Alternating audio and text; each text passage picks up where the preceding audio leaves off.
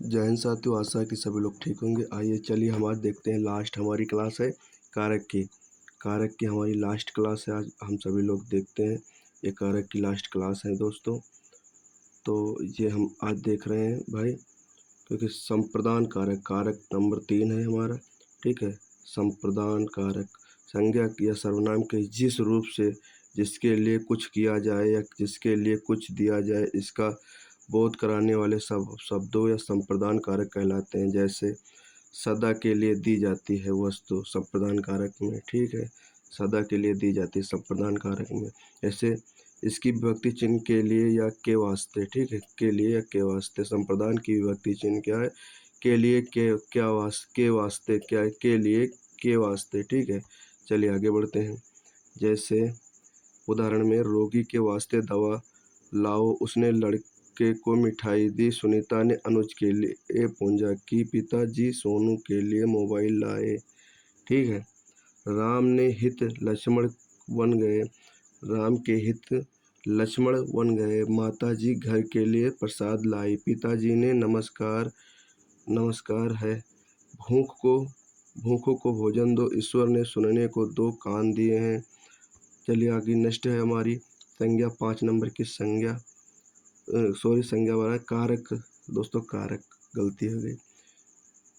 आपादान कारक संज्ञा या सर्वनाम के जिस रूप से दूर होने या निकलने या डरने, तुलना करने तथा रक्षा करने के बोध हो तो उसे अपादान कारक कहते हैं। अपादान मतलब अलगाव, किसी चीज़ से अलगाव होना। ठीक है, चलिए देखते हैं। इसकी विभक्ति चिन्ह से अलग होना। ठीक है, चलिए आगे बढ़ते हैं। उदाहरण के लिए है, संगीता घोड़े से गिर गई, मैं कानपुर से आया हूँ, पेड़ से पत्ता गिरता है, रामू कुत्ते से डरता है, बादलों से ओले गिरे, आपने मुझे डूबने से बचाया, राम सीता से सुंदर है, गंगा हिमालय से निकलती है। चलिए आगे नेक्स्ट देखते हैं हम। संबंध कारक, संबंध में क्या होगा देख लीजिए, इसकी परिभाषा देख लीजिए। संज्ञा या सर्वनाम के जिस रूप से एक वस्तु का संबंध दूसरी वस्तु से जाना जाए उसे संबंध कारक कहते हैं। इसकी विभक्ति का की, के, रा, री, रे होती है। उदाहरण में, लव कुश का भाई है, या प्रेमचंद के उपन्यास हैं, या रमन की पतंग है, मेरे पापा किसान हैं, राम का भाई भारत है। अधिकरण कारक, संज्ञा या सर्वनाम के जिस रूप से क्रिया का आधारभूत सूचित होता है उसे अधिकरण कारक कहते हैं। अधिकरण कारक में अधिकरण एक आधार होता है। चलिए देखते हैं। अधिकरण कारक का जो परिसर्ग चिन्ह होते हैं मेरे भाई, वो होते हैं में पर। इसकी जो विभक्ति चिन्ह होती है वो होती है में पर। ठीक है, चलिए आगे बढ़ते हैं। जैसे उदाहरण के लिए, पानी में मछलियां हैं, मैं 3 मिनट में आ रहा हूँ, चिड़िया डाल पर बैठी है, सड़क पर गाड़ी खड़ी है, मोहन छात्रावास में रह रहा है, लड़के दरवाजे घूम रहे हैं, घूम रहे हैं, गाड़ी 10 बजे छूटती है, परीक्षा अप्रैल में होगी, वह अगले साल आएगा, वह दिन में आएगा। ठीक मेरे भाई, चलिए आगे देखते हैं। मेज पर किताब रखी है। ठीक है, 8वां हमारा लास्ट अंतिम कारक है संबोधन कारक। ठीक है, संज्ञा के जिस रूप से क्रिया को पुकारा जाए या चेतावनी दी जाए उसे संबोधक कारक कहते हैं। जैसे इसकी विभक्ति चिन्ह हे, ओ, अरे, अजी होती है। जैसे उदाहरण में देखिए, अजी सुनते हो, हे ईश्वर मुझे पास कर देना, ए लड़के जरा इधर आओ, अरे मूर्ख संभल जा। दोस्तों, आशा है कि ये क्लास आप सभी को पसंद आई होगी। एक बार देख लेते हैं रिवीजन के तौर पर जल्दी से। ठीक है, संप्रदान कारक संज्ञा या सर्वनाम के जिस रूप से जिसके लिए कुछ किया जाए या किसको कुछ दिया जाए, इसका बोध कराने वाले शब्दों को संप्रदान कारक कहते हैं।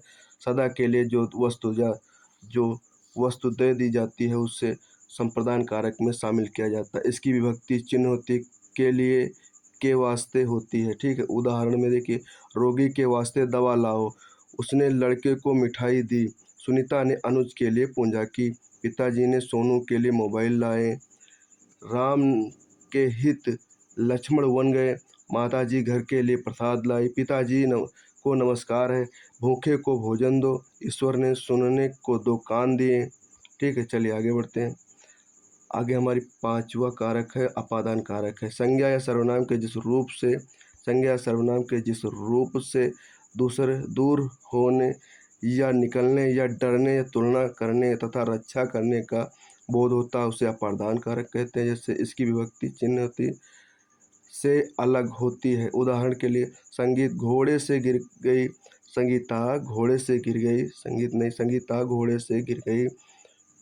मैं कानपुर से आया हूँ, पेड़ से पत्ता गिरता है, रामू कुत्ते से डरता है, बादलों से ओले गिरते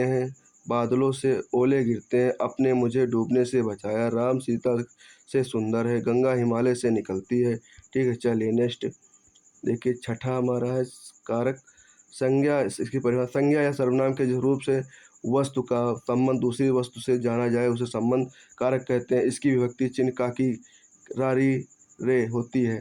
उदाहरण के लिए लवकुश का भाई है, या प्रेमचंद के उपन्यास है, या रमन की पतंग है, मेरे पापा किसान है, राम का भाई भरत है। ठीक है, चलिए आगे नेक्स्ट 7वां अधिकरण। 7वां है अधिकरण कारक। अधिकरण मतलब होता है आधार। ठीक है, संज्ञा या सर्वनाम के जिस रूप से क्रिया का आधार सूचित होता है उसे अधिकरण कारक कहते हैं। इसकी विभक्ति चिन्ह में पर होती है। अधिकरण की कारक चिन्ह कौन सी होती है? में पर होती है। कौन सी होती है? में पर होती है। उदाहरण, पानी में मछलियां हैं, मैं 3 मिनट में आ रहा हूँ, चिड़िया डाल पर बैठी है, सड़क पर गाड़ी खड़ी है, मोहन छात्रावास में रह रहे हैं, लड़के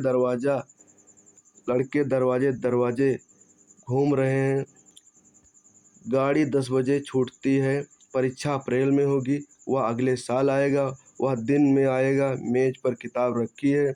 8वां हमारा नेक्स्ट है जो अंतिम है वो कारक है संबोधन कारक। कौन सा है? संबोधन कारक। संज्ञा के जिस रूप से किसी को पुकारा जाए या चेतावनी दी जाए उसे संबोधन कारक कहते हैं। इसकी विभक्ति है ओ, अरे, अजी है। ठीक है, उदाहरण में अजी सुनते हो, हे ईश्वर मुझे पास कर देना, ए लड़के जरा इधर आओ, अरे मूर्ख संभल जा। दोस्तों, आशा है कि ये वीडियो आप लोगों को पसंद आई होगी। अगर पसंद आई हो तो बताना, नहीं पसंद आई तो बताना, कमेंट आप लोग ज़रूर करना। अच्छा बुरा जो भी लगा हो तो उसके लिए आप ज़रूर कमेंट करके बताना दोस्तों। और इस चैनल पर अगर नए हैं तो अगर वीडियो अच्छी लगी तो चैनल को सब्सक्राइब जरूर करें। धन्यवाद दोस्तों।